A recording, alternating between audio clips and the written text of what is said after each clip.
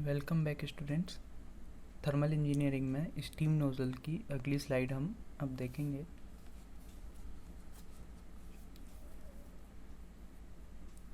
Nozzle से भाप का प्रवाह तीन प्रकार का होता है।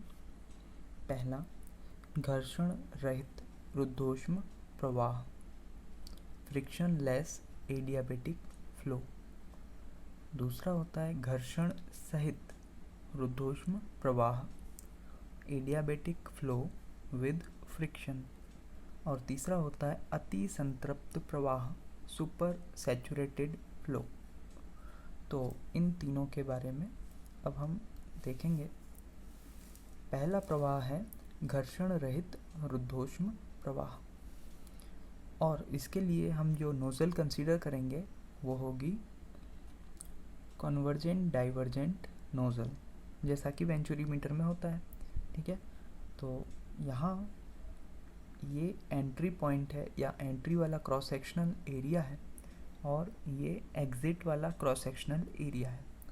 एंट्री पर क्रॉस सेक्शनल एरिया ज़्यादा है, थ्रॉट पर सबसे कम है, तो ये वाला जो पोर्शन है ये होगा कन्वर्जेंट पोर्शन, और यहाँ से ये फैल रहा है, क्रॉस सेक्शनल एरिया धीरे धीरे धीरे धीरे बढ़ रहा है, तब ये होगा divergent cross section, divergent nozzle. तो इधर कन्वर्जेंट इधर डाइवर्जेंट, नाम हो गया कन्वर्जेंट डाइवर्जेंट नोजल। एंट्री पर दाब है P1, तापमान T1, विशिष्ट आयतन स्मॉल v1, फ्लूइड का वेग c1 और एंथैल्पी h1। इसी प्रकार से एग्जिट पॉइंट पर भी ये सारी वैल्यूज़ सेकेंड क्रॉस सेक्शन के हिसाब से 2 वाली हो जाएंगी। ठीक है, इस प्रकार से हम इसको लिख देते हैं। आगे, इस प्रवाह में भाप के अणुओं के मध्य एवं भाप व नोजल की सतहों के बीच घर्षण नगण्य माना गया है। मतलब सीधी सी बात है, ये घर्षण रहित है तो घर्षण क्या हो गया, नगण्य हो गया। ऐसा हमने एज्यूम्पशन कर लिया या मान लिया। ठीक है, चित्र में एक अभिसारी अपसारी नोजल प्रदर्शित है। विश्लेषण की सरलता हेतु प्रवाह दर को इकाई माना गया है। ठीक है, हम मानते हैं कि इस नोजल से 1 किलोग्राम स्टीम प्रति सेकंड बह रही है। 1 किलोग्राम स्टीम यहाँ से प्रवेश कर रही है और 1 किलोग्राम स्टीम यहाँ से निर्गम कर रही है। ठीक है, अब स्टेडी फ्लो एनर्जी इक्वेशन जैसा कि हमने पढ़ा है, उसके अकॉर्डिंग क्या हो जाएगा, H1 plus C1²/2gc plus del Q is equal to H2 plus C2²/2gc plus del W। अब हम स्टेडी फ्लो एनर्जी इक्वेशन पढ़ चुके हैं, उसमें 4 पोर्शन रहते थे। ठीक है, उसमें से एंथैल्पी यहाँ पर है, गतिज ऊर्जा है। ठीक है, हीट है, वर्क है, लेकिन यहाँ क्या क्या अनुपस्थित है, वो है इसकी पोटेंशियल एनर्जी, क्योंकि इसका एंट्री पॉइंट और एग्जिट पॉइंट का जो एक्सिस है वो लगभग डेटम से एक बराबर ऊंचाई पर है। हॉरिजॉन्टली ये रखी हुई है नोजल, इसलिए पोटेंशियल एनर्जी का प्रवाह या उसमें बदलाव नहीं होगा। ठीक है, इस प्रकार से और इसमें बस वही एक चीज़ नहीं है। ठीक है, रुद्धोष्म प्रवाह के लिए डेल Q बराबर 0 हमने देखा है। घर्षण रहित रुद्धोष्म प्रवाह, रुद्धोष्म में डेल Q बराबर 0, ये बिल्कुल आपको रटा हुआ होना चाहिए, और एक मैकेनिकल स्ट्रीम में होने के नाते आपको ये बिल्कुल पता होना चाहिए। Adiabatic means no transfer of heat, मतलब इंसुलेटेड एरिया जहाँ से हीट फ्लो ना हो रहा हो। ठीक है, तो ये चीज़ हमेशा याद रखिए, एडियाबेटिक क्या होता है। नेक्स्ट स्लाइड है, नोजल द्वारा जो कार्य हमें प्राप्त होता है वो क्या होता है, शून्य। पहली चीज़, नोजल में कोई भी मूविंग पार्ट नहीं होता है। ठीक है, नोजल सिंपली स्टैटिक डिवाइस है, ठीक है, इसलिए उसके द्वारा कार्य भी शून्य हो जाएगा। अब बचा क्या, एंथैल्पी और गतिज ऊर्जा। तो गतिज ऊर्जा में परिवर्तन एंथैल्पी में परिवर्तन के बराबर होगा। गतिज ऊर्जा कैसी होने वाली है, बढ़ने वाली है, और जो एंथैल्पी है वो क्या हो जाएगी, घट जाएगी। अब गतिज ऊर्जा बढ़ रही है, तब हम देखते हैं कि जो गतिज ऊर्जा में इम्पोर्टेंट चीज़ क्या होती है। गतिज ऊर्जा का फॉर्मूला हम सभी जानते हैं कि E kinetic energy is equal to 1/2 mv², यानी m तो कांस्टेंट है, मास नहीं बदलने वाला, लेकिन ये जो वेलोसिटी है, वेलोसिटी में कम ज़्यादा हो रहा है। तो वेलोसिटी इनिशियली, अब मान लीजिए हमने इतना मोटा यानी इस प्रकार का क्रॉस सेक्शन लिया है जिसमें ये वाला क्रॉस सेक्शन ज़्यादा है और ये वाला क्रॉस सेक्शन कम है।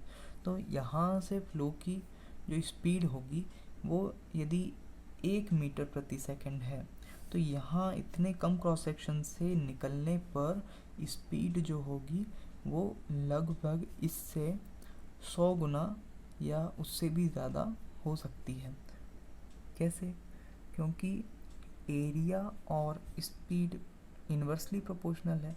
हम जानते हैं a into V is equal to constant for from continuity equation, मतलब एरिया और वेलोसिटी दोनों इन्वर्सली प्रोपोर्शनल है, ठीक है। तो यदि एरिया बढ़ेगा तो वेलोसिटी घटेगी, और वेलोसिटी घटेगी तो एरिया, यानी इस प्रकार से रहेगा। तो यहाँ पर इसका एग्जांपल आप बहुत ही अच्छा देख सकते हैं, मैं आपको दिखाता हूँ। ये एक प्रकार का पिस्टन सिलेंडर अरेंजमेंट है, जिसे आप जनरल भाषा में इंजेक्शन के नाम से जानते हैं, ठीक है। तो इसमें दो भाग रहते हैं, एक रहता है पिस्टन जो कि अंदर इसमें मूव करता है, देखिए सिलेंडर स्थिर है और पिस्टन मूव कर रहा है, ठीक है। तो इस प्रकार से पिस्टन और सिलेंडर जो अरेंजमेंट होता है, इसमें भी दो क्रॉस सेक्शन है, और ये क्रॉस सेक्शन को हम नोज़ल तो नहीं बोलेंगे, देखिए, क्योंकि इसमें ये जो ओपनिंग है इसका जो क्रॉस सेक्शनल एरिया है वो काफ़ी कम है, और यहाँ इसका क्रॉस सेक्शनल एरिया ओपनिंग पर यहाँ ज़्यादा है, ये इंसर्टेबल। तो अंत में जाके इसका क्रॉस सेक्शनल एरिया धीरे बिल्कुल एकदम कम हो जाता है, ठीक है। यहाँ पर इसका क्रॉस सेक्शनल एरिया ज़्यादा है और अंदर जाकर बहुत ही छोटा सा हो जाता है। तो इस प्रकार से अब्रप्ट चेंज में इसको हम नोजल तो नहीं कहेंगे, लेकिन इसमें प्रवाह की दर जो होती है वो कैसे स्पीड और एरिया का रिलेशनशिप होता है वो हम इसमें ज़रूर देख सकते हैं। तो इसके लिए हम दूसरा वाला इस्तेमाल करते हैं। मान लीजिए हमारे पास ये सिरिंज है, ठीक है, और इसमें जो नीचे वाला क्रॉस सेक्शनल एरिया है उसको हमने सुई लगाकर और भी कम कर दिया है। देखिए सुई का क्रॉस सेक्शनल एरिया बहुत ही कम है, लगभग 1 mm भी नहीं रहता है, ठीक है। ये 1 mm इसकी यदि मोटाई होगी तो इसके अंदर जो होल होगा तो वो तो लगभग 0.3 mm के करीब हो सकता है, ठीक है, और यहाँ पर एरिया ज़्यादा है। तो देखिए अब हम इसको अंदर की ओर खींचते हैं। पहले देखिए मैंने पानी को ऊपर की ओर ले लिया है, लेकिन यहाँ पर ये धीरे धीरे ऊपर की ओर आ रहा है, ठीक है। इस प्रकार से ये कुल पानी हमने यहाँ पर ले लिया। अब देखिए यहाँ पर पिस्टन की स्पीड और आपको देखना है वहाँ से निकलने वाले पानी की स्पीड। यहाँ से पिस्टन की स्पीड कितने धीरे धीरे आगे बढ़ती है और वहाँ पानी की स्पीड कितनी होती है। देखिए ये अभी धीरे धीरे बूंद बूंद पानी गिर रहा है, पिस्टन बिल्कुल स्लो है। यदि मैं इसकी स्पीड थोड़ा बढ़ाता हूँ तो ये देखिए इतनी स्पीड पर पानी थोड़ा आगे जाकर गिर रहा है, और यदि इसकी स्पीड में और थोड़ी सी तेज़ कर देता हूँ तो ये लगभग एक सीधी रेखा में जाते हुए आपको दिखेगा, ठीक है। तो इस प्रकार से ये एक प्रकार से नोज़ल का काम करने लगता है। यहाँ पर पिस्टन बहुत स्लो मूव होता है और जो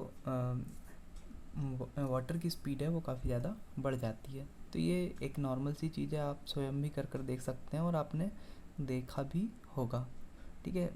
होली में पिचकारी वगैरह भी चलाते हैं, तो पिचकारी का मेन काम रहता है पानी को दूर तक फेंकने का।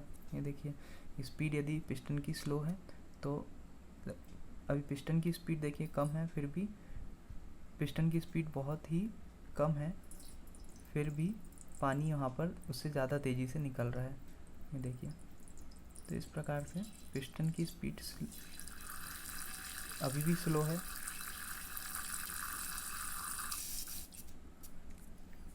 तो इस प्रकार छोटे छोटे एक्सपेरिमेंट से आप इन चीज़ों को समझ सकते हैं।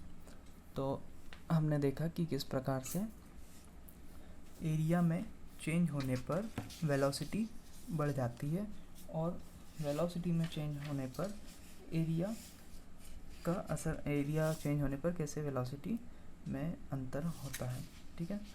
तो इस प्रकार से हम आगे देखते हैं।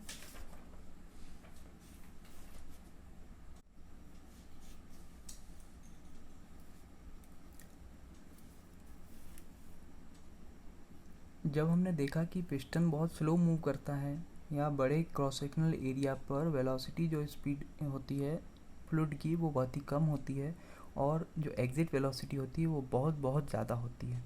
इसलिए हम जब स्क्वायर करते हैं किसी चीज़ का तो वो और भी कम हो जाती है। अब ये कैसी नई चीज़ है, देखिए यदि हमारे पास वैल्यू है 2 मीटर प्रति सेकंड तो उसका स्क्वायर करेंगे तो कितनी हो जाएगी 4।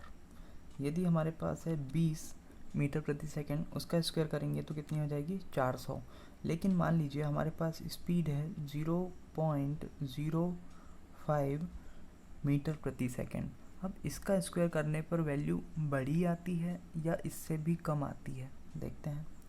0.05 का स्क्वायर किया तो वैल्यू आई 2.5 इंटू 10⁻³ अब 2.5 इंटू 10⁻³ को हम कैसे लिखेंगे, देखिए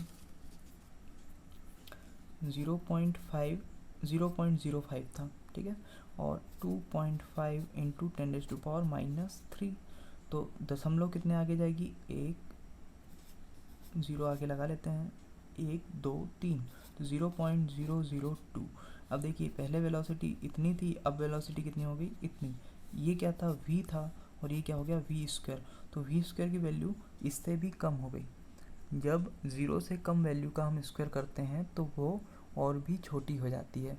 इसलिए जो छोटी वैल्यूज़ होती हैं उनका स्क्वायर करने पर और भी छोटी वैल्यू मिलती है और वो क्या हो जाती है, लगभग नगण्य। तो गणित में इतनी पकड़ आपका होनी चाहिए कि आप इन छोटी बातों को समझ सकें। इसके बाद अतः C1 स्क्वायर को हम नगण्य मान लेते हैं, ठीक है। इसका यदि बहुत छोटा बहुत प्रभाव होता भी होगा तो इसका प्रभाव क्या हो जाएगा, नगण्य हो जाएगा स्क्वायर के कारण। तो बचा क्या, C2²/2GC बराबर H1 - H2। H1 - H2 मतलब एंथैल्पी में परिवर्तन। एंथैल्पी में परिवर्तन को हम लिख लेते हैं डेल H। तो C2² बराबर 2G डेल H और C2 बराबर यहाँ से क्या हो जाएगा, √2G डेल H।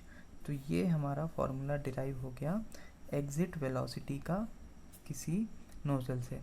तो एसआई पद्धति में यदि अब हम कुछ मानों की बात करते हैं, एसआई पद्धति में जी का मान 1 किलोग्राम मीटर प्रति न्यूटन सेकंड स्क्वायर रखने पर, ठीक है, जी सी ग्रेविटेशनल कांस्टेंट जो है इसका मान 1 रखने पर, अब इसकी वैल्यू 9.81 होती थी कब, जब वो हम उसे एम के पद्धति में लेते थे। एसआई पद्धति में किलोग्राम मीटर पर न्यूटन सेकंड स्क्वायर रखने पर तो C2 की वैल्यू कितनी आ जाएगी, देखिए इसकी वैल्यू हम रख देंगे तो √2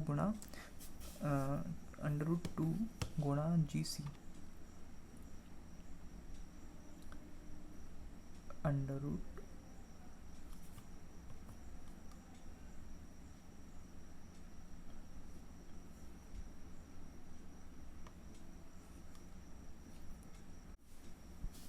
हमने देखा कि C2 का मान आया √2GC डेल H और एसआई पद्धति में GC का मान हम रखने वाले हैं 1, ठीक है। तो 1 जब इसकी वैल्यू रखेंगे तो हम इसकी नेचुरल वैल्यू क्या रखेंगे, 1 इंटू डेल H। तो इसका मान कितना आ जाएगा, √2 into del H under root में, ठीक है। तो यहाँ √2 का मान होता है 1.414 इंटू अंडर रूट में डेल H। अब इसकी जो यूनिट होगी, इसकी यूनिट क्या आएगी, इसकी यूनिट आएगी मीटर प्रति सेकंड।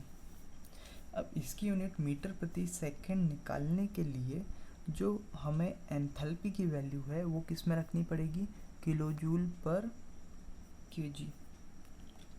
अब किलो जूल पर केजी में रखने पर हम देखते हैं कि केजी तो हमारी एसआई यूनिट है, लेकिन एसआई यूनिट एनर्जी के लिए सिर्फ क्या है, जूल। जूल हमारी एसआई यूनिट है।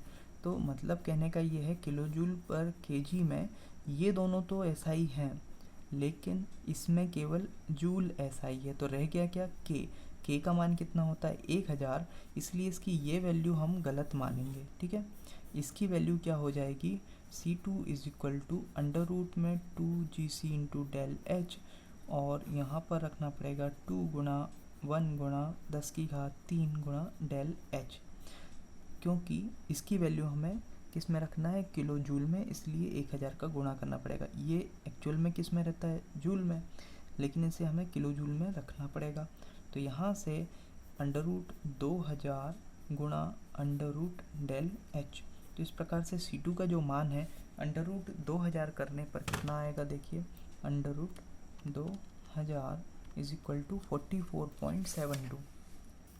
तो ये वैल्यू यहाँ पर लिखी हुई है, इसमें आपको कंफ्यूज नहीं होना है। MKS पद्धति में इसकी वैल्यू 9.81 होती है। अगेन हम 1000 का गुणा करेंगे, ठीक है, अंडर रूट में 9.81 इंटू 1000, ठीक है, इज इक्वल टू 99.04। ठीक है, तो ये राउंड ऑफ करके इस प्रकार से वैल्यू हम निकालते हैं 91.5। तो ये आ जाता है आपके लिए वैल्यू C2 का। ठीक है, तो इस प्रकार से ये बहुत ज़्यादा इंपॉर्टेंट नहीं है, आपको यहाँ तक का निष्कर्ष निकालना है यदि क्वेश्चन में पूछा जाता है तो, और वो भी न्यूमेरिकल प्रॉब्लम्स में आपको ये फार्मूला काम में आएगा। और न्यूमेरिकल फार्मूले में प्रॉब्लम्स में कई बार ये दिक्कत हो जाती है, इसलिए मैंने आपको समझा दिया कि ये वैल्यू कैसे आई। ठीक है, थैंक यू वेरी मच।